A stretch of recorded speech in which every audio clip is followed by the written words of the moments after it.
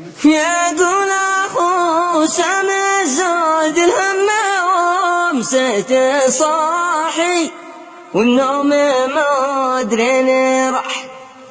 أمسيت أقلب وأصلب من جميع النواحي عطالا والصلاح، وكل ما قلت بحسب خيباتي من نجاحي ما شفت نسبة نجاح. الليلة يا قلبي تنهجر وما راحي دندن وخلك فساح. اسرد حروفك عسى شعرك يداوي جراحي، هات الحروف الفصح ونداخلك جرح ما بين الضلوع الشحاحي. كم في الوطن من جراح، بالله يا هند مولات العيون الملاحي ليش البكاء والنواح؟ ويش السبب يا سلا قلبي ومعنى ارتياحي؟ دمعش على الخد ساح. هل سبب دي تزوج بش زواجه سفاحي من دون عقد النكاح؟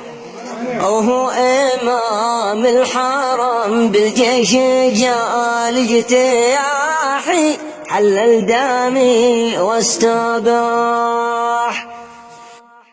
باسم العقيده قصف دور المدن والضواحي جبالها والبطح. وين انت يوم احرام ودم جضا والصباحي ومركز العلم طاح؟ خليت مسعود يقهرني واكسر جناحي وسعد قص الجناح. صيحت لك لجل تنقذني وتطلق صراحي ولا سمعت الصيح.